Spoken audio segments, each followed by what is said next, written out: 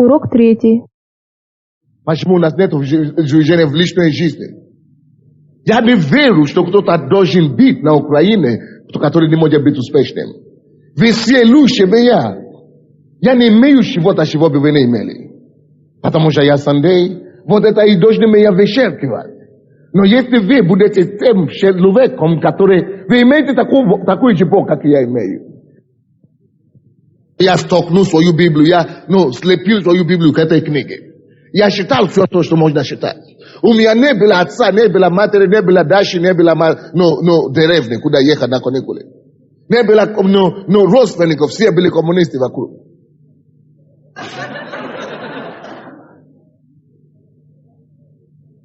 Я не знал русского языка, я не знал, как даже произносить ты или я. Я даже не знал, как себя зовут по-русски. Я не кандидат для успеха. Но потому что я видел, там написано, что я сделаю тебя умнее, чем твои учители. Бог это говорит. Это говорится обо мне. Нету причины в том, чтобы мы не были успешными. И я вам скажу, я могу превратиться, если это воля Божья, я могу прекратиться сейчас быть проповедником и начинать заниматься бизнесом. И я вам скажу, через 10 лет я буду одним из лучших бизнесменов на Украине. Потому что я не буду стоять на месте. Я не буду сидеть на месте. Есть потенциалы, есть приложения, есть слова, которые идут. Но мы сидим. Пускай кто-то это делает. Говорит, иди впереди, иди вперед. Но кто-то побежит сюда раньше меня. Кто тебе сказал, попытайся сначала. Попытка, не пытка.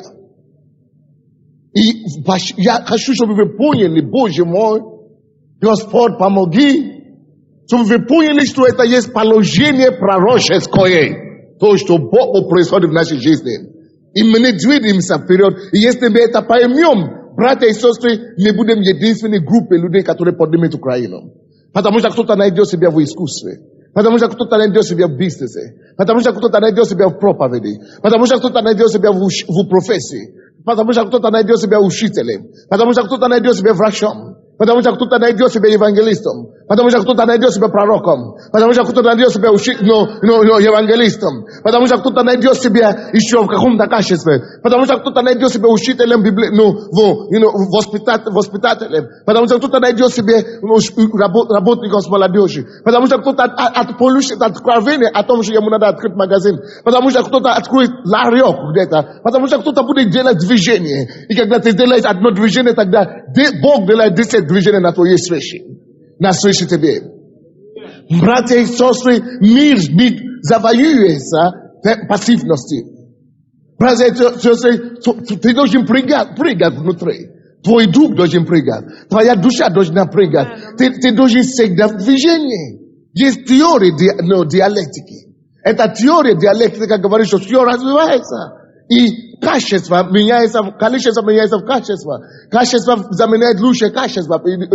Мы должны вот так настраивать себя. Я пошел на водительский курс не потому, что у меня нет водителя. У меня есть 3 водителя, которые мне платят зарплату каждый месяц. Но я пошел на это не просто потому, что не нужен кто-то, но просто потому, что мир не остается на месте. Я пошел изучать компьютер не потому, что у меня нет секретаря. У меня есть и куча. Но я пошел это сделать, потому что мир не стоит на месте. Прояви инициативу, чтобы оправдать Слово Божие. Прояви инициативу, чтобы сказать, что то, что Бог сказал, в отношении тебя это правда. Не сделай Бога обманщика или лжецом. Почему ты думаешь, что кто-то должен достичь это, только не ты? Почему ты думаешь, что кто-то должен пересесть, только не ты?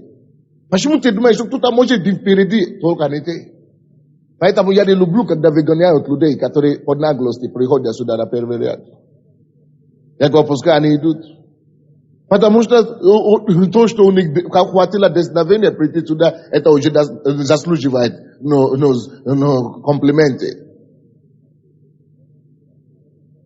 Некоторые, которые имеют право и достоинство прийти сюда, у них не хватает десновения это делать. Потому что дьявол лживой скромностью уже погубил их призвание вместе с ними. Бог говорит, ты не будешь впереди. te ne budeš nazad. Ne budeš se gdje vпереди. Ti сказал нет. Он говорит, почему? Ты говоришь, я стесняюсь. Он говорит, я Бог, я создал тебя. Я говорю, ты будешь впереди, ты говоришь нет. Он говорит, что ты не будешь, рядом с кем-то, ты не будешь, ты не будешь хвостом, ты будешь головой. Ты говоришь, я не привык. Дело не в привычке, дело в том, что Бог хочет тебя возвышать. Слушайте, пастория, вот, это начинается с вас. Кто еще? Кого из пасторов нет? Сергей нет. Минский район. Передайте ему. Надо, вы пишете то, что я говорю, да? Надо писать. Пускай они приобретут эту кассету. Передайте ему кассету. Или кого-то еще пастырей нет. Все остальные есть. Слушайте, кто был в прошлую пятницу?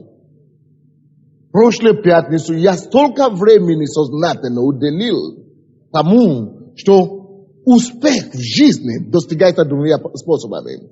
Приобретение мудростью и разумением. Как один способ. И говорю, что ищи мудрость, все свои ценности, все свои крепости. Ищи мудрость. И ваших людей нет здесь. Вы знаете, что ваших людей нет? Пасторей. Поэтому я ищу на вас остановиться. Пока вы не будете гонять ваших людей, не по желанию оставить им по желанию, но кто хочет по желанию, пускай идет. Они останутся там и гниют там. Мы лидеры. Лидер это тот, кто дает руководство. Это тебе надо иди туда. Ты нуждаешься в этом. Ты должен поняться вещи, чем ты находишься. Ты не достиг пик. Кто тебе сказал, ты достиг пик? Кто тебе сказал, что у тебя не получится ничего в жизни? Я здесь как пастор, чтобы помочь тебе состояться в жизни. Не просто молитвою, но я здесь как пастор, чтобы сделать тебя успешным, хочешь, не хочешь. Поэтому и у меня есть право толкать, когда надо.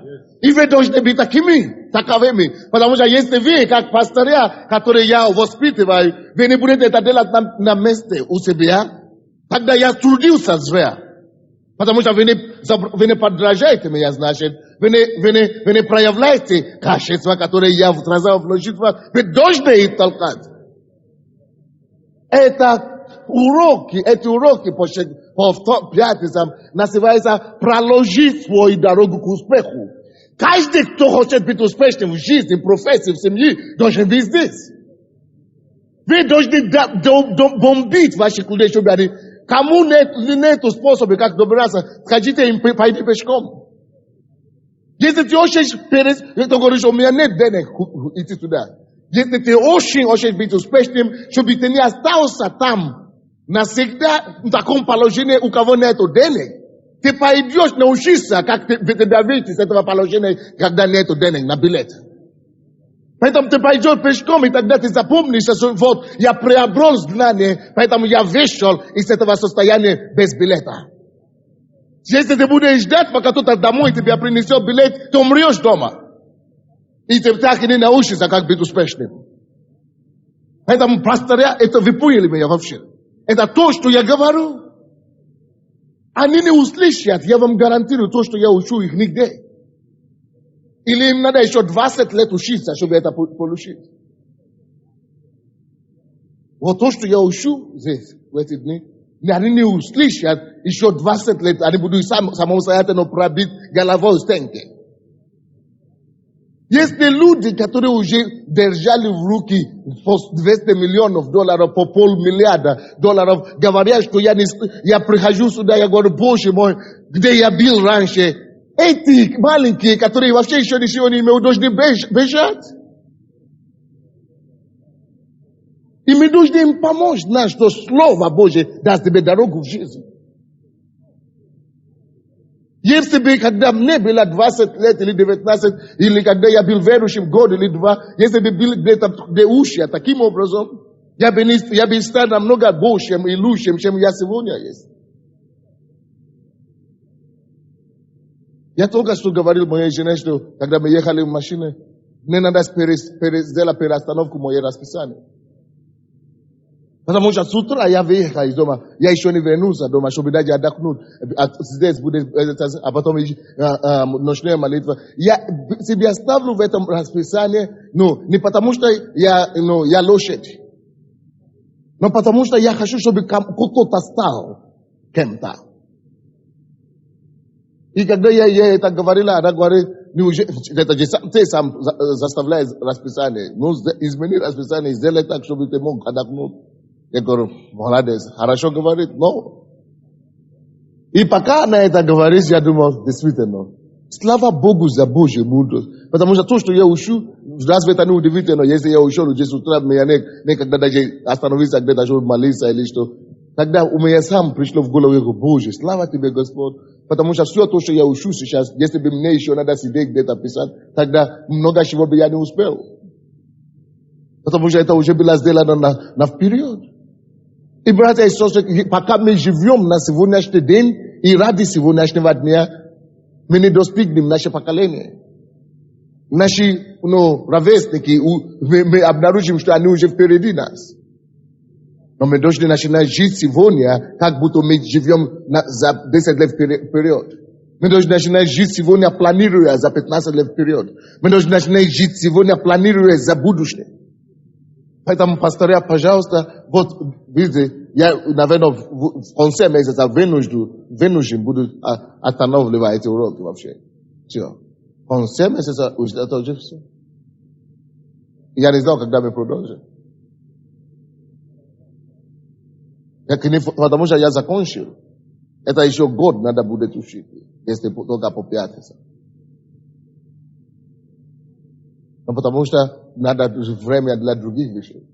В июне я уже не буду. Потому что в июне, может, меня вообще не будет в стране. Так что кто опоздал, тот не успел. Кто не успел, кто опоздал. Когда мы читаем притчи, это псалмопевец говорит, приобретай мудрость, приобретай мудрость. Две вещи мы говорили, что приводит к успеху. Приобретай мудрость и разумение и трудись самопожертвенно. Вложи себя в труд. Когда Иисус увидел людей, которые рассеяны, Он не говорил им, Господи, пошли евангелистов. Он не говорит, что Господи, пошли им проповедников. Он говорит, что Господи, молитесь Господину жатвы, чтобы Он послал делателей. Он не просит званий. И ему не нужны погоны, или как это называется. Погоны. Ему нужны делателей.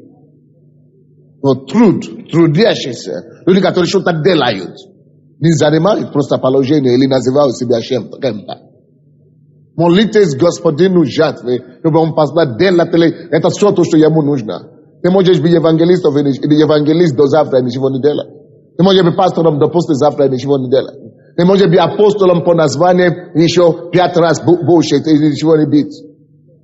Богу нужен делателей. Человек, который будет делать что-то о своей беспомощности. Человек, который будет делать что-нибудь о своей положении. Человек, который что-нибудь будет делать о своем призвании. Человек, который что-то будет делать о своей несостоятельности. Человек, который будет что-то делать о своем поражении. Человек, который будет что-то делать о своем безвыходности и путанности, запутанности. Мы будем что-то делать. Поэтому Бог говорит, что молитесь, чтобы Господь послал делателей. Делателей. Бог любит делателей. Люди, которые что-то делают. И это то, что оно показывает нам. Только делателей имеют успехи в жизни. И когда я говорю, что придите, сядьте вперед, вы сразу видно, где делатели. Человек, что делает, и человек, который вообще не привык что-то делать. Сядьте вперед, он скажет, кто-то другой пускай пойдет, но я сяду. Сядьте вперед. Кто-то говорит, что пока я оттуда-сюда прибегу, кто-то уже займет это место. Сядьте вперед, все равно я недалеко спереди. Недалеко спереди и быть впереди это разные вещи. Когда ты недалеко оттуда, остальные стоят на своих плечах, чтобы подняться еще выше. А ты недалеко, а потом окажется очень далеко. Делателей, он что-то реагирует сразу. И начинает что-то делать. Как мне теперь продолжить? На прошлое занятие. Хорошо. Давайте притчи 3 главу откроем на этот раз. Но надеюсь, кто-нибудь что-то понял. Мы сейчас ввели анкеты для знакомств. Я переживаю о наших девушек, 30-летние, или 35, или 25, которые не выходят замуж. Мы хотим, я сам, мы заплатили мы платим за, как это называется, интернет, и хотим купить еще другой компьютер. Я молюсь за деньги, чтобы Бог даст нам купить другой компьютер. Чтобы я мог связать наши невесты зарубежными с другими братьями и сестрами на Украине. Кто-то скажет, что не стыдно идти брать анкету. Видишь? Хорошо. Тогда будешь, как это, невеста на жизнь, или как это называется, старый девы будешь всю жизнь. Сиди там. Ты не можешь сам выйти на компьютер, я нашел тебя компьютер. Ты не можешь сам выйти на интернет, я нанял человеку на работу, пускай работает ради тебя в интернет, а ты там сидишь и говоришь, что я не стыдно. Хорошо, сиди там. Сиди дома. А потом будешь давать Богу, отчет. Что вот я, получается, дева старая, 60 лет. Кому это нужно? На небе никто не выходит замуж, не женится.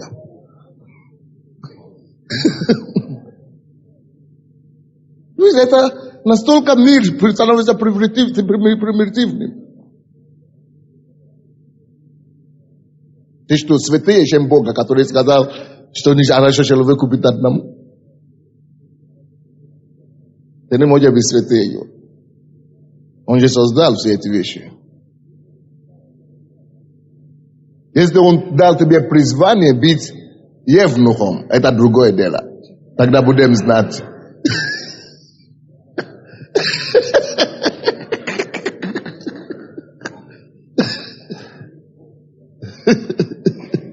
Нет, просто я делаю пример, привожу пример. Настолько люди могут быть безразличны о своей судьбе. Это просто пример. Он может мне помочь, поэтому он и помощник пастора. Да.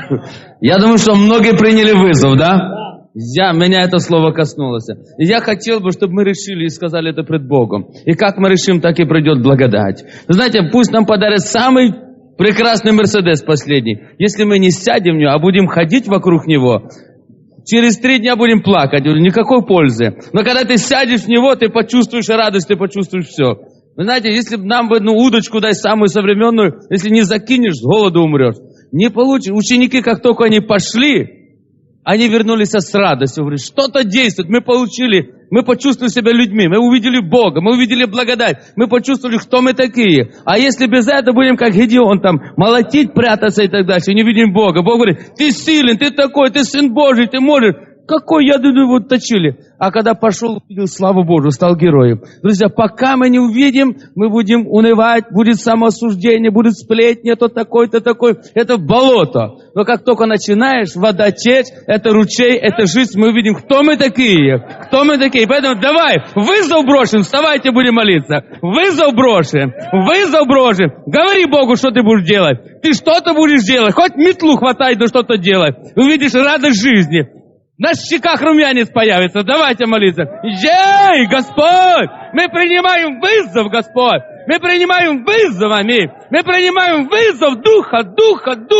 Вызов Духа, аминь! Вызов Духа, аминь! Вызов Духа веры! Вызов Духа веры! Мы принимаем вызов, аминь! Мы принимаем вызов, аминь! Мы принимаем вызов, Бог! Ты коснулся Духом сердца, аминь! Ты коснулся! Мы цепляемся за этот дух, мы входим в этот дух, мы входим в эту волну, мы входим в это помазание, мы принимаем решение действовать, аминь, действовать, аминь, действовать, аминь, действовать, аминь, действовать, аминь. Мы принимаем решение действовать, аминь, идти, аминь, воевать, аминь, что-то делать во имя Господа. Что-то делать во имя Господа. Что-то делать во имя Господа. Я верю, Господь. Мы принимаем этот дух. Мы покоряемся этому духу. Мы пьем этот дух. Мы крестимся в этот дух. Мы соединяемся, Господь, с тобой. Мы входим в это облако. Аллилуйя!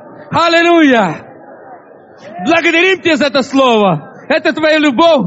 Мы принимаем эту любовь. Мы благодарны Тебе. Мы славим Тебя. Аллилуйя. Господь, мы ждем Твоих хотений. Мы ждем Твоих действий. Помажь очи. Дай нам увидеть дело. Помажь глазной мази очи. Дай нам увидеть дело. И двигай нас. Хотта каламакате. Эшика таламакато. Орапакате крикей. И рекитали каманой. Олека таламакате. Орамаката рекиталохой. Эшика таламакатале коле. И рекитали канамане голе. И рекитали камане голе китале. И рекитали канамане голе готте гди каламоле. И рекитали канамане. Крести нас, Господь. Мы крестимся. Мы крестимся в этот дух. Мы входим в этот дух веры. Мы входим в это помазание. Вадим, мы берем. Мы восхищаем. Мы берем. Мы вступаем в воду. Мы прыгаем в это помазание. Вадим Иисуса. Вадим Иисуса. Вадим Иисуса. Вадим Иисуса. И все сказали аминь. Спасибо, пастор, за отцовское слово.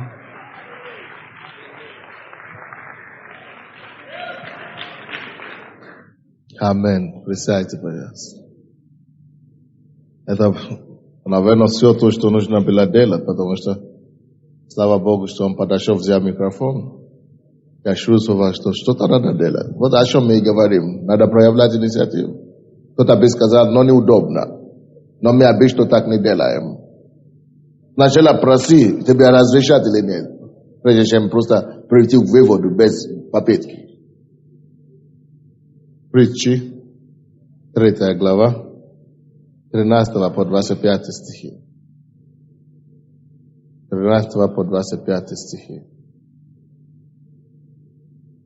Если у вас проблема с плечом, Господь прикасается к вам. 13 по 25 стихи. Блажен человек, который снискал мудрость. Не который из нас надо начинать заново читать притчи. Блажен человек, который снискал мудрость. И человек, который приобрел разум. Блажен. Поэтому еще раз я обращаюсь к пасторам. Нам надо донести это к своим людям. Чтобы они начали искать мудрость и разум больше, чем чего бы не было. Поощрять их. Потому что иди, слушай. Если ты не получаешь новые информации, ты не приобретаешь мудрость и разумение, что-то новое не приходит в твой дух, ты деградируешь. Ты не можешь научить другому что-то новое, пока ты сам новое не приобрел. Если ты хочешь быть новым и свежим, тебе надо приобрести новое. И мы должны дать нашим людям это понять. Состояние состивания приходит только из-за того, что новое и свежее не сливается. Некоторые из нас мы довольны, мы слишком довольны, что мы приходим в церковь по воскресеньям. Мы думаем, что мы делаем Богу услуги. Тогда, когда Бог думает, что, сколько добра бы он себе сделал, если бы он искал мудрость. Человек, который умнее всех и был благословлен Божьей мудрости, больше, чем кого-нибудь, Соломон, пишет о ценности.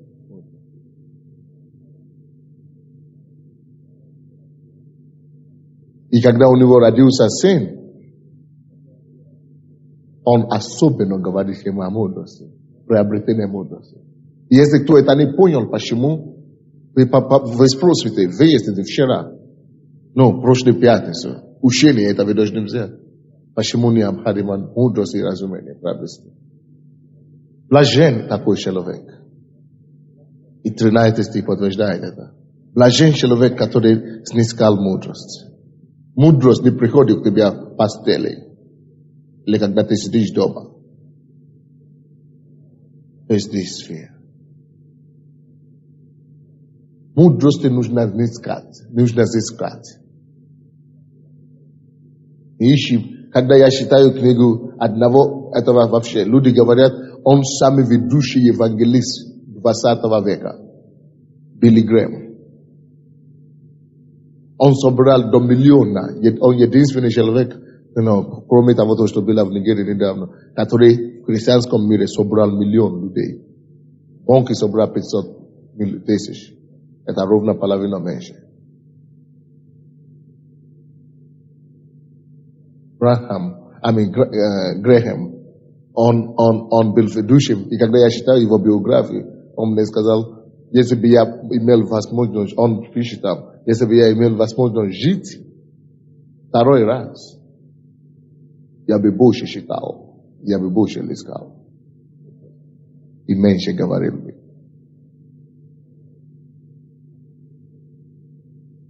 Хотя ему уже 80 лет. Но это было написано в Библии, он только читал. Но он не знал, насколько она актуальна, пока ему не исполнилось 80 лет. Хотя он достиг большего успеха, чем все на местном свете. Я слышал свидетельство одного проповедника, который стал, сейчас он единственный человек, который собирает больше толпы, чем Бенни Хинна в Америке. Он собирает больше людей, чем Бенни Хинна. Не на крусейде раз в 3 месяца, как у Бенни Хинна. А он собирает каждую неделю. И у него нет чудеса и знамений. У него это бывает, когда он молится, но не из-за этого он собирает людей. Он даже не молится за исцеление. Он только проповедует мудрость людям. И он говорит, я решил относиться серьезно к жизни после того, как мой папа умер. Потому что когда он меня вез в своей постели, пятной ложе, он мне сказал, сын, не соверши ошибку, которую я совершил. Вот какой папа? Папа ему говорит, мне всего лишь 50 или 55, он сказал. Как только что я понял, что нужно серьезно относиться к жизни, как только что я понял, что нужно серьезно относиться к жизни, нужно из нее уйти. Это мы считаем с вами Притчи 3, 13 по 25. Я говорю, что мудрость ты не можешь найти на дороге жизни. Точно таким же образом, как ты не можешь найти, просто ходящий по дороге, найти состояние миллионов, допустим. Таким же образом, ты не можешь просто ходя по дороге жизни, найти мудрость. Мудрость нужно искать. Поэтому мы говорим, чтобы наши люди мы донесли это до них. Пока что-то новое не придет в твою голову, ты не сможешь что-то новое делать. Все наши действия это реакция на того, что мы приобрели, а вот то, что мы слышали когда-то. Но когда ты вообще ничего не слышишь и не приобретаешь, вообще новое. И вы видите, люди, которые слышат здесь, что прийти вперед, они слышат это, но не реагируют. Тем более, когда ты вообще ничего не слышишь. Мудрость нужно приобретать. Бог исцеляет кого-то там, у кого под мышкой нарыв растет что-то. 13 по 25 стихи. Блажен человек, который не искал мудрость, и человек, который приобрел разум, потому что приобретение ее лучше приобретение серебра. Слышали? Лучше серебра, приобретение разум и мудрость. И прибыли от нее больше, нежели от золота.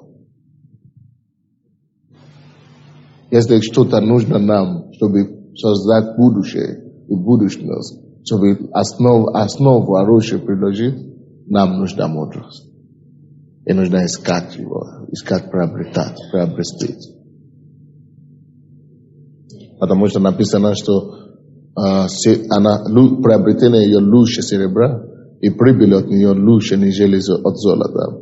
Она дороже драгоценных камней. Дороже. И никто из желаемого тобою не сравнится с ней. Ничто не сравнится из желаемого тобою с мудростью. Поэтому то, что мы учимся, и то, что мы стараемся делать, это приобрести мудрость. Долгоденствие в правой руке ее, и в левой у нее богатство и слава.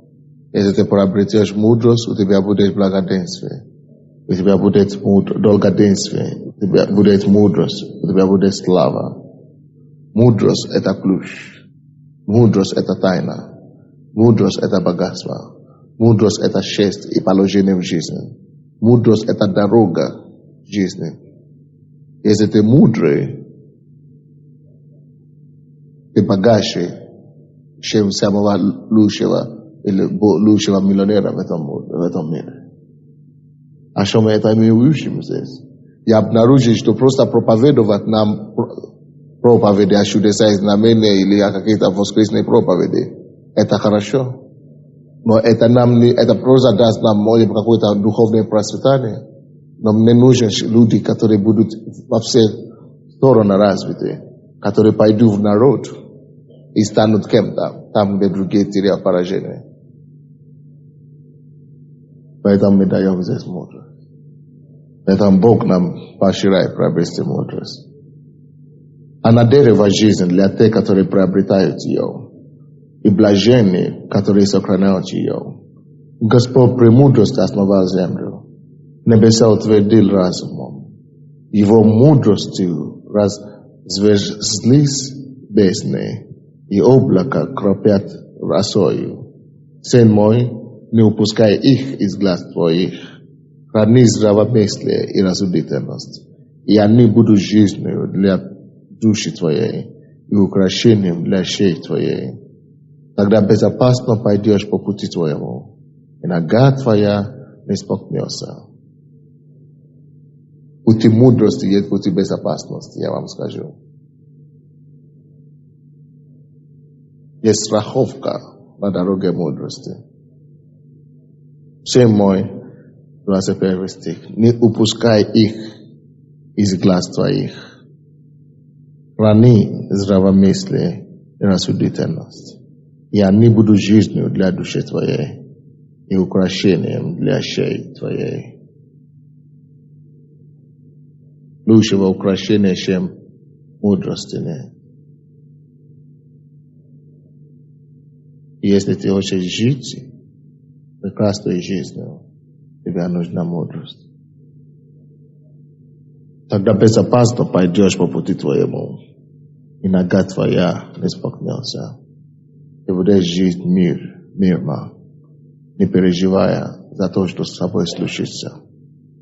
Ты знаешь, что ты безопасный на пути мудрости. Ты не переживаешь, что кто-то придет и ограбит все. У тебя есть достаточно мудрость, чтобы накоплять на небе. Ты не переживаешь, что будет с тобой завтра, потому что ты имеешь достаточно мудрость, чтобы знать, что тебе надо отдать свое сегодняшнее в руки Божьи, чтобы он сохранит твое завтра. Ты не переживаешь, что будет с твоими детьми, потому что ты наставляешь юношу в начале пути его. Ты не переживаешь, что умрешь ли ты в молодости или в старости, потому что ты знаешь, что живя или умирая, мы живем для Господа. И умирая для Него, и смерть вообще-то приобретение.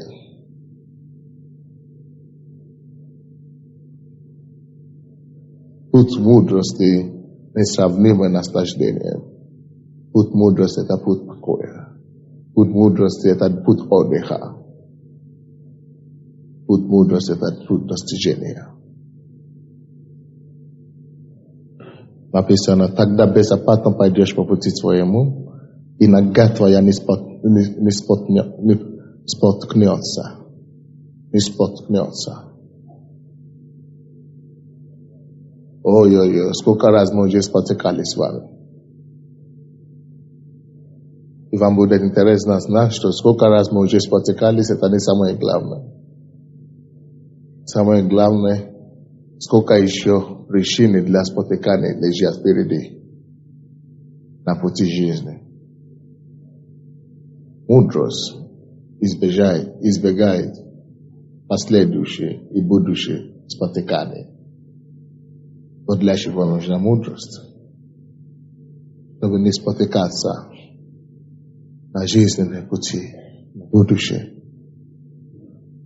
Когда ляжешь спать, не будешь бояться. Разве это не здорово? И когда уснешь, сон твой приятен будет. Это все ради мудрости. Благодаря мудрости. Не убоишься внезапного страха и пагубы от нечестивых, когда она придет, потому что Господь будет упованием твоим и сохранит ногу твою от уловления. Это из-за чего? Все из-за мудрости. Поэтому если нам нужно какую-то инвестицию делать в жизнь, это приобретать мудрость. Это жизненная инвестиция, которая дает прибыль на всю жизнь. Это уже не ММО или как это? МММО. Это уже не АОММ. Это совсем другая инвестиция. И дивиденды эти не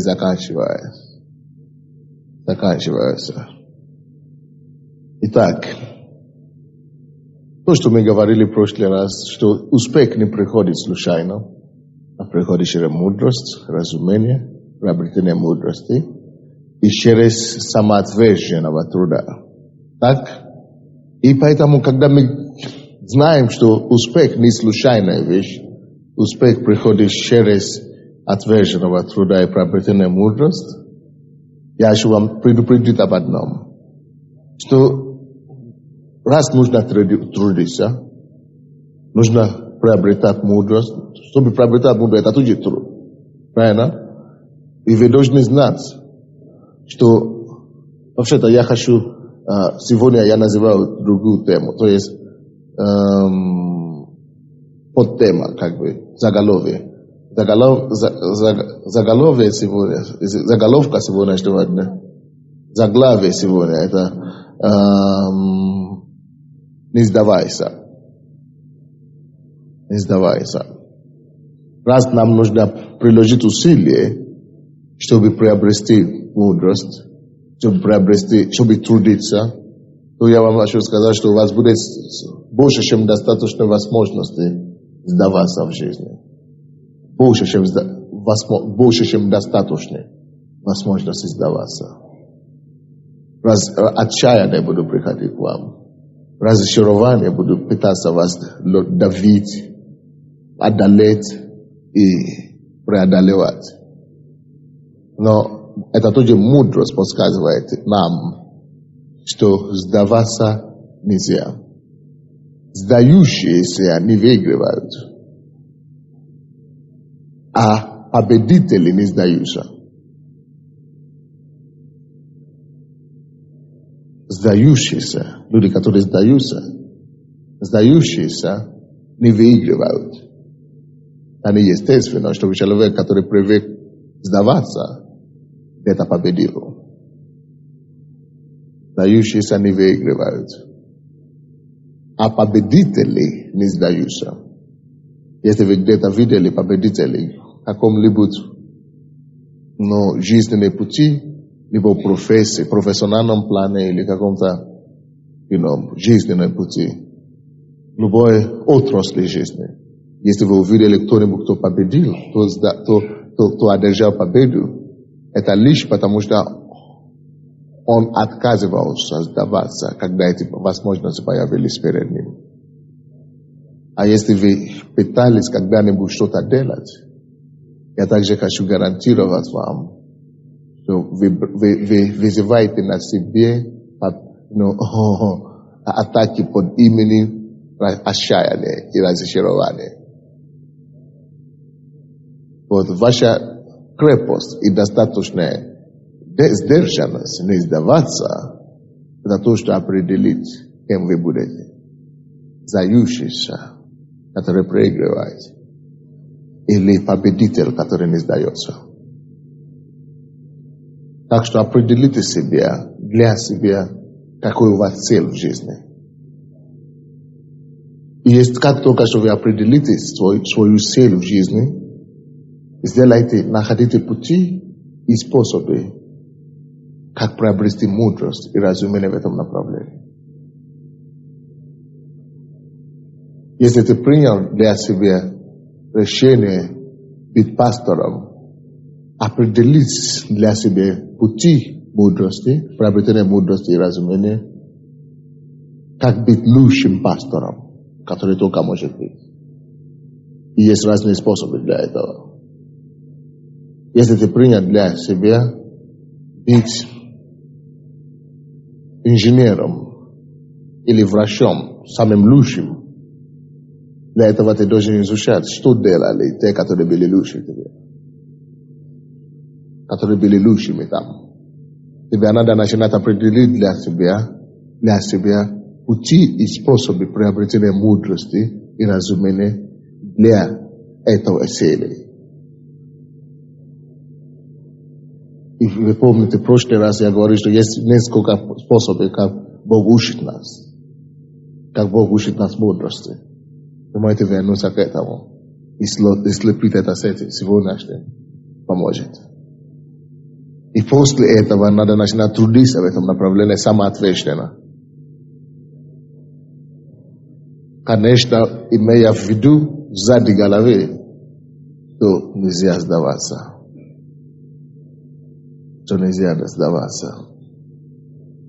Но до того, как я продолжу, я хочу делать некоторые эксперименты. Вы думаете, что у Бога есть что-нибудь для вас в жизни? Встаньте, пожалуйста. Давайте сюда. Вы думаете, у Бога есть какой-нибудь план для вас в жизни? Ну, я думаю, что есть. Если это... Я, наверное, не должен задать такой вопрос. Я хотел спросить, сколько вам лет? Это тайна, да? Нет. Не надо, да?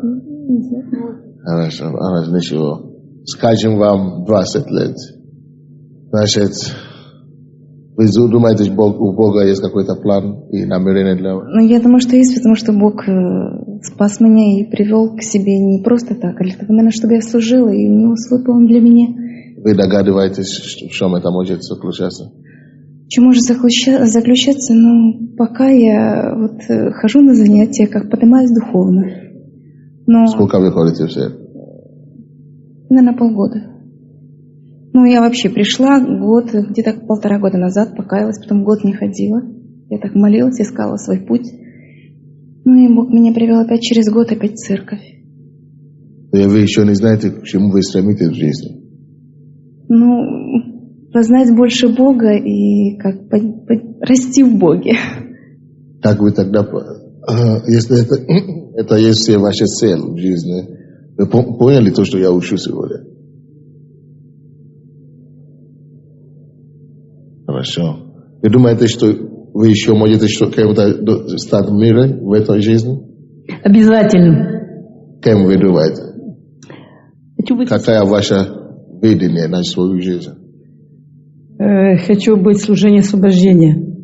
И вы думаете, что Бог призывает вас к этому? Да, я так думаю. Я стремлюсь к этому. Очень хорошо. Вот теперь человек знает конкретно, к чему она хочет быть, чем Бог, она думает, что Бог призывает ее. Это конкретно довольно. Я говорю, таким образом, как у тебя есть то стремление в жизни, к чему Бог тебя призывает, нужно на две направления начинать развиваться. Начинать развиваться в направлении того, чтобы приобрести мудрость и разумение. Какая разница между мудростью и разумением? Вы в предыдущие занятия услышите, вы были. А потом после этого начинать трудиться, приложить труд к этой мудрости. Приобретение мудрости защитит вас, направит вас и поможет вам стать тем, кем вы должны стать. И разумение поможет вам это утвердить. А труд уже наполнить это драгоценностями и все. Ну, осуществить, короче, это то, что вы видите. Хорошо. Меня Бог привел в эту церковь целенаправленно. Я пришла до пятидесятника, была целый год. И вот хожу сюда месяц, и каждый раз слышу откровение для себя. Слава Господу. Аминь. То есть, когда вы определитесь для себя, или вы будете молиться Богу, и Бог вам подскажет, Уже подсказал, как молиться. это пока. Да. А это не жизненное, это самое. Когда Бог это вам скажет, вы будете знать, что делать дальше по этому учению. Так? Но вы верите, что Бог... Конечно, да. Кто еще знает, что Бог призывает его к чему-то и быть кем-то в жизни? Кто действительно конкретно знает это? Определенно, четко определенно знает, что ты не пропадший, ты не будешь пропадшим. Ты знаешь, что ты станешь кем-то у Бога. Не уверен, а кто-то там поднимает руку. Вот Белла. Да.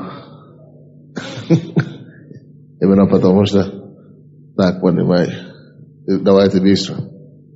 Кем ты думаешь, что Господь призывает тебя быть в жизни? Я думаю, что Бог дал мне благодать закончить университет. И я когда поступила в университет, у меня открылась итальянская группа как раз в этот период. И я знаю, что у меня в духе, я переживаю за этот народ. Я верю, что то, что сейчас на Украине пробуждение, что еще также Европа является, она нуждается в этом освобождении, потому что Европа просто спит вообще. И я думаю, что у меня в духе, что именно молиться за итальянский народ, и я читаю сейчас Евангелие итальянское, несу слово как могу. Мне больше, я чувствую, что Бог будет что-то делать в этом направлении. Она говорит много о том, что Бог будет что-то делать в Италии, а ты в этом всем.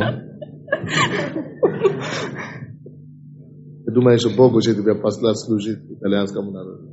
Может быть, здесь, в Украине, но для итальянского народа. Много есть представителей фирм, посольств. И, может быть, я не знаю как, может быть, в Италии. И ты веришь, что Господь ставит тебя апостолом для итальянского народа? Хорошо.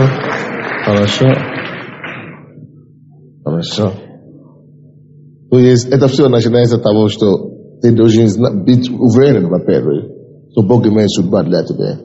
А я же вам сказал, что Бог никого не спасает просто так. Во-первых, Бог не просто так создает человека. Тем более, чтобы он сделал двойную работу над человеком, это не просто так. Что он тебя создал, во-первых, и еще и спас. Все, ты отмечен. Но если вы будете из тех людей, которые сидят на месте, когда Бог говорит, что иди вперед, не обвините Бога, когда уже будет поздно. Обвините себя. Так что давайте начнем что-то делать, пока не поздно. Раз большинство из нас знаем и убеждены, что мы к чему-то призваны в жизни, я сказал, что успех в жизни не приходит случайно. Даже успех в этом направлении, который ты призван, не придет случайно. Я уже сказал, что помните, конечно, помните мудрость, приобретайте мудрость, разумение и трудитесь. И помните, между прочим, во все это время, что нельзя сдаваться. Сдающиеся не выигрывают, не побеждают. А побеждающие, победители не сдаются. Просто имейте это в виду. Все время нужно это иметь в виду. У вас будет тысячу и одна возможность сдаваться и еще раз сдаваться. Особенно разочароваться. Что вам делать, когда вам очень хочется сдаваться?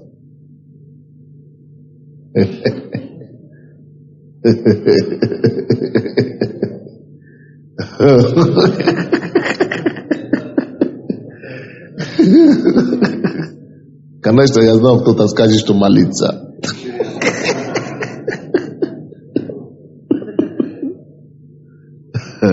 Но я уже знал, что если человек верующий очень сдаваться, значит он уже молился, прежде чем захотел сдаваться. Значит он уже молился прежде. Так что это не то, что мы хотим услышать. Что мне делать, когда мне очень хочется сдаваться?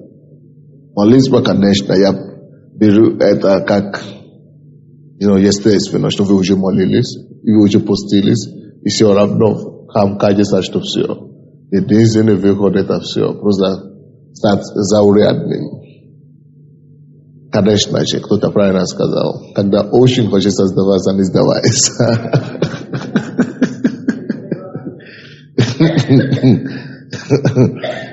Не просто не сдаваться. Напишите следующее, что нужно делать. Конечно, не сдаваться. Это во-первых. Во-вторых, делайте перемены или изменения, перемены. Как лучше сказать? Перестройки. Вы можете делать перестройки или перемены или изменения в некоторых вещах. Делайте перемены в тактике, которую вы выбрали. На чем вы работаете. Достижение вашей цели. Меняйте тактики без проблем. Без проблем. Допустим, сегодня я разговаривал, это человек я знаю, я только что вспомнил это сейчас. Я разговаривал с одним из наших пасторей, который чудесные возможности и чудесное видение от Бога накрыть свой район церквями. Но, конечно, как и все, у кого есть великое видение, первый вызов пришел, что нету финансов. И когда нету финансов, что тебе делать? Сдаваться или что-то другое можно еще делать. Поэтому я говорю, во-первых, мы знаем, что нельзя сдаваться. Мы можем менять тактики. Видение и цели еще остаются. Если мы меняем тактику, это не значит, что мы проиграли. Мы идем к тому же самому заключению, призванию. Но мы просто временно меняем тактики. Или постоянно, не важно. Но не бойся менять тактики. Допустим, я ей говорю, что, может быть, вам придется отказаться от офиса или от здания вообще. Но это не значит, что вы проиграли. Не. Это просто временное явление. Вы вернетесь на то место и еще достигнете то намеченное для себя цели. Аминь. Что еще можно делать, когда очень хочется сдаваться? Конечно, не сдаваться. Еще что можно делать? Это тоже сделать еще одну перестройку. Кроме тактики, можно еще изменить методы, стратегии, методы. Как вам делать, какие методы вы используете? Можно поменять. Но вы еще раз не идете к одной цели.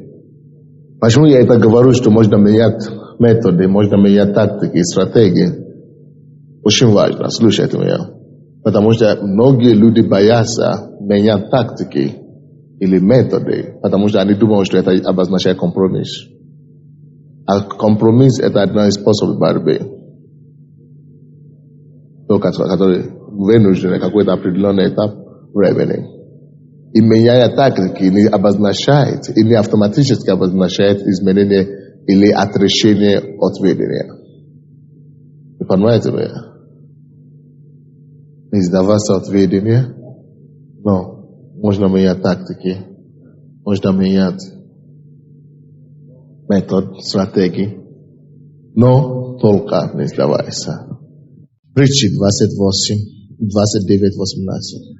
29 глава притчи, 29, 18 стих. Мы очень хорошо знаем это место Писания.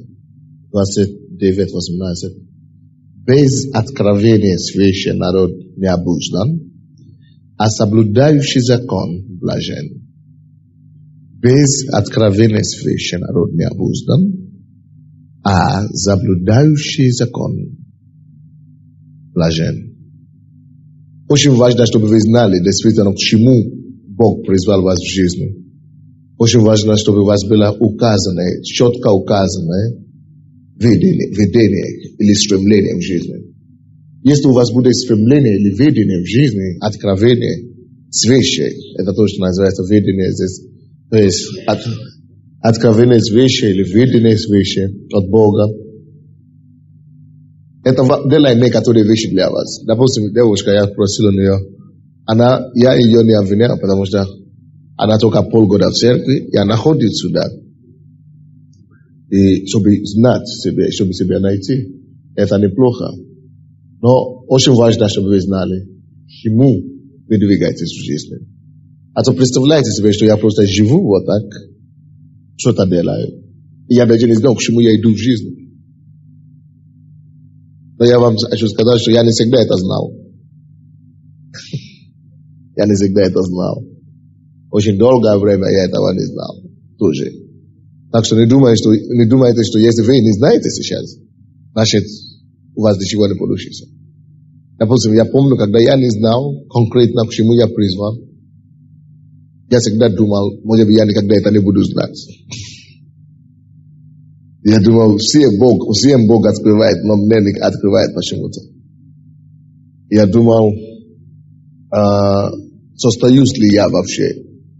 Если я вообще не знал, к чему я призван, значит, какой тогда у меня может быть претензии на то, чтобы быть успешным. Так. Но Бог помог мне, знаете. Он мне помог тем, что он мне дал какую-то мудрость, хотя бы что-то начинать делать. И благодаря тому, что, я делал свои лучшие, просто где я был, где я находился, Бог меня определил более четко, кем я должен быть. И это то же самое будет с вами. Но я хочу подчеркнуть важность и видение для своей жизни, для собственной жизни. Важность откровения для своей собственной жизни. Здесь написано, что без откровения свыше, без видения на жизнь от Бога. Почему свыше? Потому что твое откровение должно не просто быть твои выдумки. То есть твое видение должно быть в земле, не от крови, не от плоти. Поэтому говорит, что откровение свыше. Ты должен быть уверен, что она идет свыше. Она идет от Бога. Допустим, когда Бог мне проговорил первый раз, что я буду служителем, Он мне не сказал, кем я буду. Он просто мне показал что-то, которое я знал, что произойдет. Но и когда люди всегда мне говорили, и когда я делился это видение с кем-то, тоже Бог мне сказал, люди всегда мне задавали вопрос, а как ты думаешь, кем ты будешь? Евангелистом? Или пастором?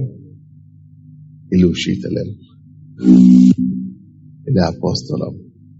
Я не мог ответить. После того, как Бог даже уже мне проговорил, и уже мне указал это видение, показал сон, и я видел, чем я занимался там. Это протяжение 6 лет спустя, когда я даже уже был в служении, я не знал, кем я буду. Или к чему я призван. Пастор, евангелист, учитель, или что-то еще есть, которое мы еще не знаем. Молитвенник, ходатай, апостол, вспоможение. Я не знал. Но я делал свое лучшее там, где я находился. И все равно я выездил. То есть твоя жизненное призвание будет становиться яснее для тебя по мере того, как ты будешь ходить с Богом. И по мере того, как ты будешь проявлять верность малому, который Бог тебе ставит, над чем Бог тебя ставит. Вы поняли меня, да? Посвящение и верность малому, Бог будет тебе открывать дальше. Но это не но если мы это знаем, это дает нам несколько вещей. Кто тебе даст видение на жизнь? Что дает тебе откровение свыше? И что тебе дает цель или видение, цель в жизни, видение в жизни, на жизнь? Что это тебе дает? откровение свыше, или видение на твоей жизни даст тебе несколько вещей. Во-первых, научите себе. Когда ты имеешь откровение на твою жизнь, это тебе помогает фокусировать на твою будущность. Это тебе помогает фокусироваться на твою будущность. То есть ты знаешь четко и определенно, что у тебя есть завтра. Ты знаешь определенно, что будущность Божья для тебя, оно благое. Тогда Иеремия 29:11 становится не сказкой Божьей. Тогда оно перестает быть просто из верой. Из того, то, что верой взято из Слова Божьего, пережитое. А кто знает, что написано в Иеремии 29:11? Так, скажите. Только я знаю, что имею для тебя. Нет. Кто может цитировать? Никто? Могу прочитать. Ибо только я знаю намерение, какое имею у вас, говорит Господь. Намерение во благо, а не на зло, чтобы дать вам будущность и надежду. Ибо только я знаю намерения, какие имею о вас. Намерение на благо, а не на зло, чтобы дать вам будущность и надежду. Вот, когда у тебя есть видение на жизнь, ты конкретно это знаешь, и это уже не просто потому, что ты цитируешь Библию. Это потому, что ты знаешь, что вот это Бог имеет для меня. Допустим, бывают разные степени, разные стадии познания Божьего призвания для себя. Допустим, было время, как я вам сказал, что после того, как Бог меня призвал, до того вообще я не знал, что я буду служителем Божьим. Я думал, я буду профессором, и я очень хотел стать профессором, трудился для этого. Это когда я вообще ничего не знал. Но в определенный этап жизни Бог мне дал знать, что я буду служителем. Это уже тоже познание. Это уже тоже видение на жизни. Это уже меняет курс и более общая направленность. Но потом я обнаружил, что быть служителем Божьим это еще не все. Есть разные направления. Может быть, детским служителем, молитвенником, кто-то, проповедником. Но даже иметь понятие о том, что Бог призывает меня быть врачом, бизнесменом, зарабатывать деньги, прославляющий, это уже хорошо. Это уже тебе дает общее какое-то направление в жизни. Поэтому это уже тебе помогает фокусироваться на твою будущность. Поэтому то, что Бог уже говорит, чтобы дать тебе будущность и надежду, это уже не сказка для тебя. Ты знаешь, что эта будущность ждет меня впереди. Ты знаешь, что эта надежда ожидает меня там. Поэтому ты также будешь знать, что ты не умрешь в автомобильной катастрофе в этом году. Это тоже тебе дает знать, что мафия тебя не убьет. Это тоже тебе дает знать, что болезнь тебя не захватит. Это тоже тебе дает знать, что у тебя не будет инфаркт или инсульт.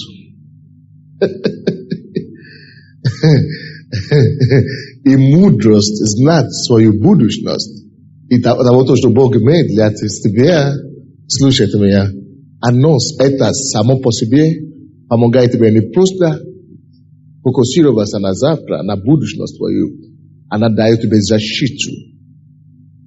Потому что когда ты знаешь, что ты не умрешь, тяжело дьяволу тебя убить. Но пока ты еще сомневаешься в этом, может быть умру, может быть буду жить, тогда что один из двух случится. И она может быть не к лучшему будет. Когда ты знаешь, что потому что ты знаешь, куда ты идешь, что у Бога есть будущность для тебя, ты видишь опухоль в твоем теле, ты знаешь, что эта опухоль там ненадолго. Что она должна рассеряться, рассосаться. Рано или поздно, потому что ты видишь твою будущность.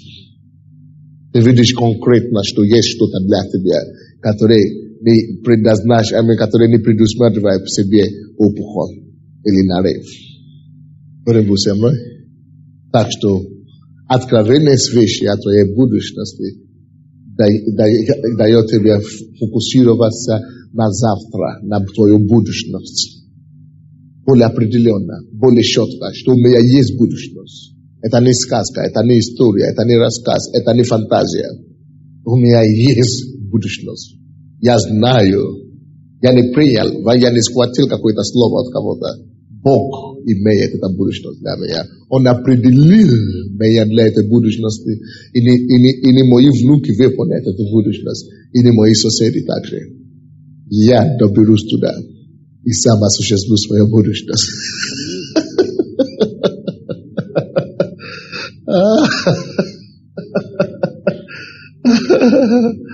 А если у тебя будет уверенность о будущей жизни, а завтра, тогда я вам скажу, тогда есть для чего жить. Тогда есть импульс для жизни. Импульс это называется или как? Для жизни. Стимул. Следующее, то, что вы должны знать об откровенности вещи. Что дает тебе откровенность вещи о твоем призвании?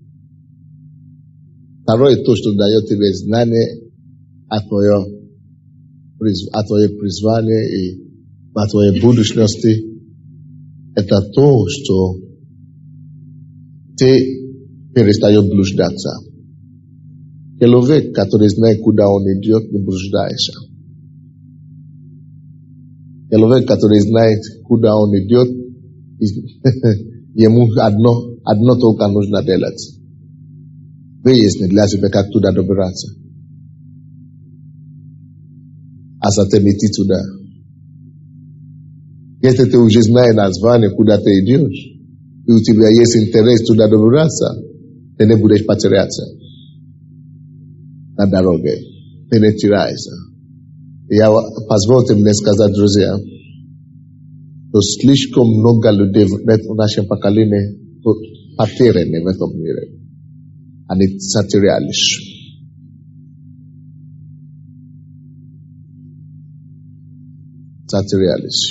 Уши. И, к сожалению, это не просто один там или один здесь. Можно сказать 90%.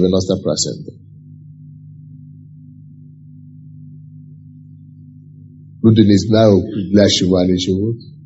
Они не знают, что они делают. Они делают вещи по инертности или по инерции. По инерции. И все. Пропадают в жизни. Но когда у тебя есть конкретное, указанное и подчеркнутое видение от Бога, когда у тебя есть четко в сердце, что да, я призван быть тем и другим, тогда реки жизни не умывают тебя. Но слишком многих река жизни уже умела и увела. Слишком много людей, слишком многих уже унесены ветром.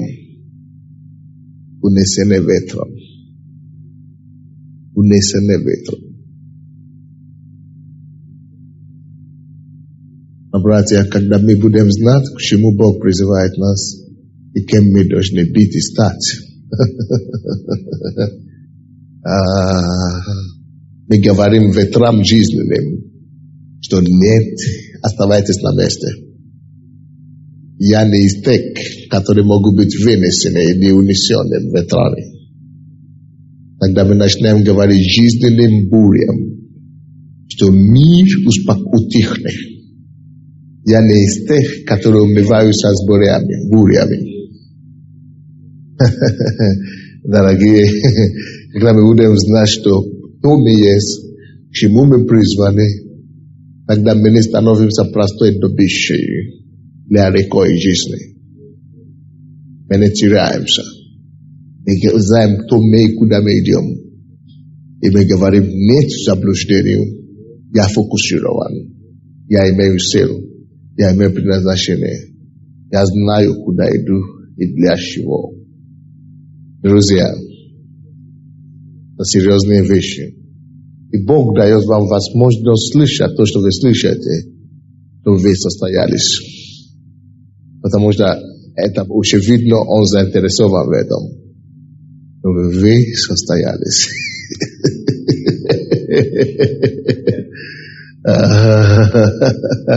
Некоторые из вас пришли, вы думаете, что вы пришли ради детей. Некоторые из вас пришли, вы думаете, вы пришли ради мужа. А Бог привел вас ради вас себе самого. Вы думали, что вы уже не нужны.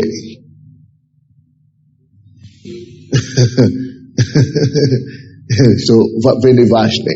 Вы не важны. Вот если бы мой муж пришел. Вот если бы мой сын пришел. О, если бы моя дочка пришла. Вот они бы состоялись. А Бог говорит, что нет, я хочу показать свою славу через слабейшего. Именно через тебя.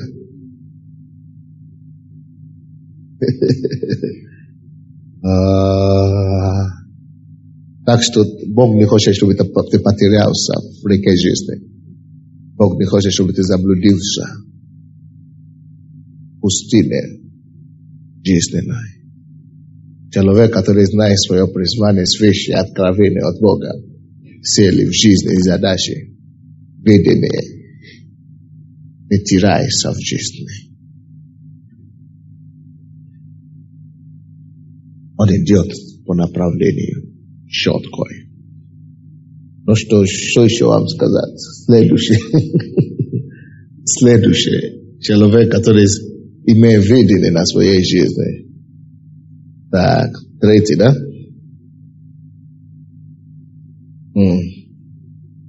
Человек, который имеет видение и цель в жизни, у него появляется мотор для жизни, для жития. Жития.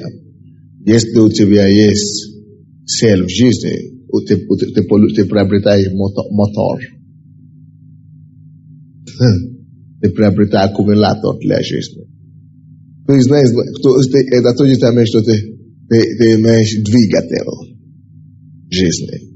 Кто из вас может объяснить значение двигателя для машины? Я как раз другое помыслил. Это двигатель это... Кто знает?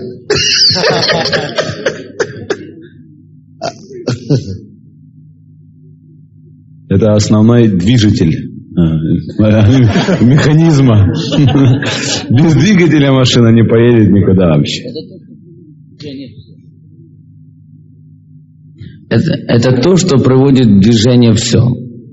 И если у тебя есть мечта, она мобилизует все твои силы, все твои знания, всю твою энергию для достижения цели. Мотор, двигатель, это то, что вообще приводит состояние всей машины в движение, жизнь. Это то, что мобилизирует все. Это то, что зажигает все с головы до ноги. Это то, что приводит машину в движение. Слушай, если у тебя есть сила в жизни, я тебе гарантирую, что у тебя будет жизненная энергия. Ты будешь знать, почему нужно встать утром и помолиться. У тебя будет достаточно силы, чтобы даже не пару ночей провести безночной, всю ночную. Тогда ты будешь понимать, почему нужно ходить на ночные молитвы. Тогда 6 часов молиться по ночам не будет уже для тебя обремененной и задачи невыполнимой. Человек, у кого есть цель и видение в жизни, получает мотор, жизненная энергия. Хочется жить. Энергия Хочется работать, хочется трудиться. Не надо таких людей возить с собой, толкать за собой или тянуть за собой. Нет. Или веревкой брать. Нет. Видение, это будет его прыгать внутри него. Это будет как мотор, это будет работать, это будет его толкать, двигать, гореть в нем. Он знает, что он должен стать кем-то. Он знает, что он должен совершить что-то. Он мобилизирует в себе свои энергии, свои силы.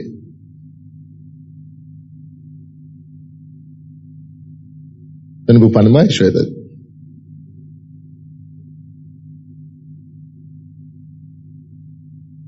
Знаете, без жизненной энергии ты мало чего ты можешь достичь в жизни.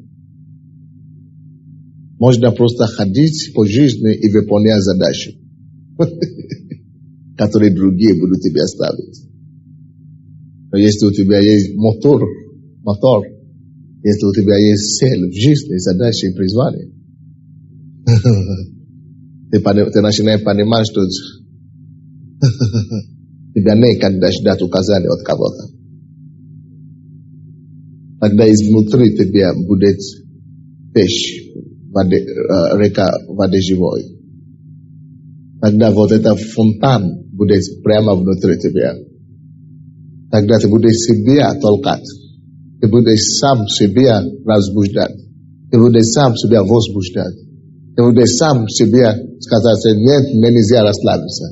Нет, мне нельзя отдохнуть. Нет, мне нельзя сидеть. Нет, мне нельзя пересидеть. Нет, мне нельзя ходить. Нет, мне нужно бежать. Нет, мне нужно считать. Нет, мне нужно молиться. Нет, мне нужно поститься. Нет, я не могу себе позволить быть как другие. Нет, я не могу позволить себе не делать это. Нет, есть будущее для меня. Есть призвание. Мы идем куда-то. Есть место для меня. Есть цель для меня. Есть задание. Есть видение. Есть то, что я должен совершить на свою жизнь. Мотор для жизни. Двигатель. Есть видение. Если этого видения нету, все. Ты можешь трудиться, попытаться что-то делать, а потом устаешь. Все. Другие обойдут и все. А потом ты начинаешь рассказывать историю через пару лет. Что я тоже как-то тоже двигался. Машина, которая 10 лет тому назад ходил, ездил, и уже 10 лет не ездит, мало кому интересует. Потому что оно не поможет освободить дорогу, трамвайные остановки от пассажиров. Все хотят посмотреть от плохая машина, от старая, но двигающаяся машина. Никто не обращает внимания на хорошие машины, которые уже 20 лет сидят. Вы здесь со мной? Поэтому мотор нужна. Неважно, насколько прекрасна твоя внешность или твоя внутренность. Неважно, насколько красиво ты выглядишь. Неважно, насколько ты рисуешь себе прекрасные видения и прекрасные перспективы. Это может остаться рисункой. Это может быть похоже на машину, которая 20 лет уже не двигается, хотя она и красивая. Никому не поможет. Но если ты мне дашь от Запорожья, который ездит, я поеду на нем. Лучше, чем сидеть на твоей Peugeot или Mercedes, который уже 20 лет не знает, где дорога находится. Кто-нибудь здесь? Тебе нужен мотор также. Кто согласен? Вам нужен мотор в жизни. Вам нужен вот этот двигатель в жизни. Какое оно на видение твое. Знаете, есть некоторые люди, у кого это видение есть, но они не напоминают себе о нем. Но когда у вас есть видение, для того, чтобы оно было двигающимся мотором, вам нужно постоянно напоминать, привести его в зажигание, напоминать себе о своем видении и позволять его зажигать вас внутри. Каждый раз. Я ради этого живу. Да, я ради этого живу. Ignition. Нужно ignition. Зажигание нужно. Потому что у тебя может быть хороший двигатель внутри, но пока ты не поставил ключ, надо зажигать. Или как это называется? Да, надо зажигать. Зажигание. Без этого зажигания оно тебе не поможет. Но чтобы оно толкало тебя вперед, тебе надо приводить его в напоминание. Напоминать себе о той высокой призвании, к чему ты призван. Следующее.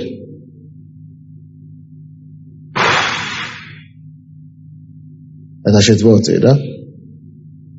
Твое видение и цель в жизни помогает тебе забыть о твоих неудачах. Ты здесь со мной? Если у тебя есть видение от завтра, цель на будущее, ты будешь меньше думать о своей неудаче. И еще меньше думать о своем прошлом.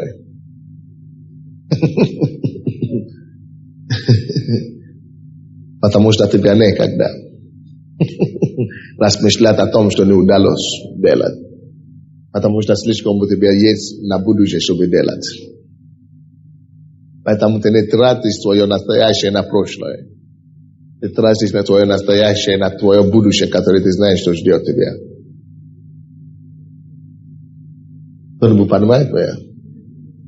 Так что когда у тебя есть видение, когда у тебя есть цель в жизни, ты не должен думать, ты не хочешь думать больше о твоем прошлом, о твоих неудачах, о твоих грехах.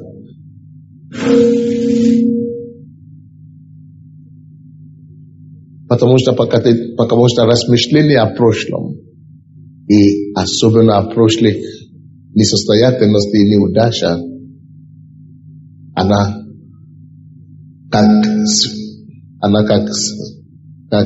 горящая свечка, или как мы говорим, свеча. Как если свеча, которая горит, она скоро его не будет. Вот, постоянное напоминание себе о прошлой и прошлой неудаче сжигает. Или как это? Сжигает, да? Сгорает тебе, или как можно? Сжигает тебя. Ты потихонечку неуверенно деградируешь. Медленно, уверенно, как свеча. Ты уходишь из небытия, из бытия. Медленно и уверенно. Ты думаешь, что еще есть? Ты не есть надолго, пока ты вспоминаешь твое прошлое. Вот, значит, я выходила замуж неудачно. Развелась 3 раза или 2. Это дьявол, что тебя напоминает, это не Бог. Пишет мне это, скажи, что нет. Все впереди. Вот я хочу думать о своем будущем. Я хочу думать о том, что для меня впереди ждет. Я хочу думать о том, к чему Бог хочет меня привести. А то там, где я грешил, где я упал, но Бог же уже забил. И не вспоминает даже, да? Причем тут я? Бог хочет что-то делать новое. Я хочу себя поставить в одном линии, в одном движении с Богом. Так что, когда у тебя есть видение, это спасает тебя от состояния сжигающейся свеча, или как это говорит? Сгорающаяся свечи. Это спасает тебя от такого состояния. А то можно так медленно и уверенно сгореть. Кто-нибудь здесь еще? Я уже закончиваю. Я же вам сказать на совершение сегодня. Что не сдавайся. Что слушайте сюда меня. Очень важно, чтобы вы слышали, что я сейчас скажу. Если у вас еще даже нет видения и нет цели в жизни еще, не расстраивайтесь. Начните мечтать о чем-то. Начните созидаться в своем духе. Начните мечтать. Начните, мечтать. И слушайте, если вы хотите, чтобы ваша мечта была от Бога, и чтобы это была действительно сверхъестественная мечта, и цель вашей жизни стала действительно чудом, мечтайте не о маленьком. Все равно. Мечтайте не о маленьком. Мечтайте о большом. О чем-то большом. Вы здесь со мной? Знаете, почему я сказал, что не мечтайте о маленьком? Потому что если вы будете мечтать о маленьком, тогда мы не разберемся, кто это совершил, вы или Бог.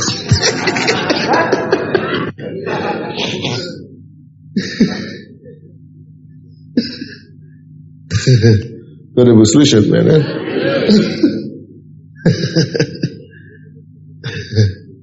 Но если вы хотите это делать именем Господа, не своим именем,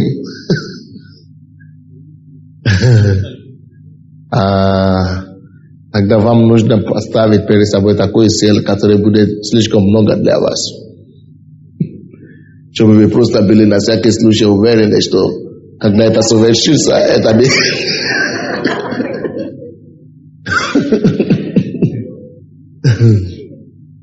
То когда это совершится, что слава примет не вы, а Он.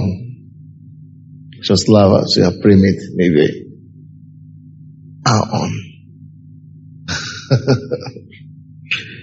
Когда я молился 5 лет тому назад о церкви, у нас еще не было церкви, я сказал Богу, Господь, когда у нас будет 5 лет наша церковь, я хочу, чтобы у нас было 2000 человек в церкви. Чтобы у нас было 2000 человек в церкви. Это была самая моя невероятная мечта. Я думал, что это уже больше меня. Что точно тогда люди будут знать, что это не я. Оказывается, Бог любит делать еще больше. Потому что Филиппийцам 3:20 говорит об этом. Что Бог намного сделает, может делать больше, чем мы можем просить или даже помышлять. Или это слишком много для вас? Да. Хорошо, я уже сам сказал, что вы имели большое видение, которое намного больше, чем вас, так? Когда вы уже будете иметь это видение, следующее, что вам надо делать. Напишите. Что мне делать с большим видением?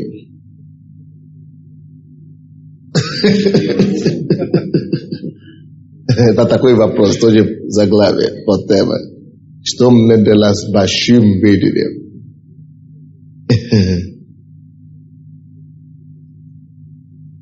Разделяйте, пожалуйста, разделяйте это видение поэтапно. Маленькие, поэтапные, достижимые, маленькие, поэтапные, достижимые, до сиюминутной цели. Сиюминутные. Ты не знаешь, что это такое, да? Сиюминутные, это значит, сделайте так намного мелкий, чтобы она была стала такой маленькой до того, что вы могли начинать делать сегодняшнего дня. То сегодняшнего дня вы сможете начинать хотя бы с маленького исполнять, с малого ваше видение. То есть из видения общего превратите, сделайте,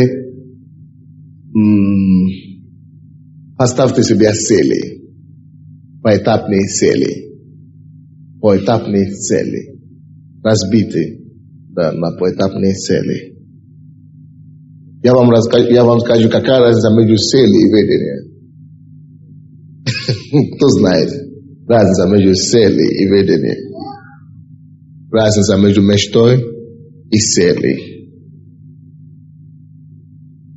Кто знает? Так, скажи, Вашка. Так, это откуда они приходят. Но не только так. Вот, молодец. У него аналитический ум. Еще раз скажи. Ведение — это как мечта, и она более далеко стоит от нас. А цель — это вот рядом, мы можем сегодня делать. Молодец, очень правильно. Видение — это как мечта. Это громадное что-то, к чему ты стремишься достигать. Но цели — это уже то, что ты можешь сейчас делать. Ближайшие цели. Да. Цель — это этапы достижения видения. Хорошо. Куда нам идти с его места? Что нам делать с его места, братья? Я закончил.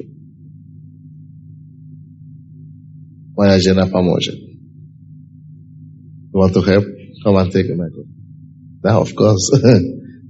Я сказал, чтобы кто-то подошел, да? Или кто-то очень стимулирует еще. Я сказал, чтобы вы подошли, забили, да? Давайте. Слишком сложные сегодня уроки, нет? Очень интересные.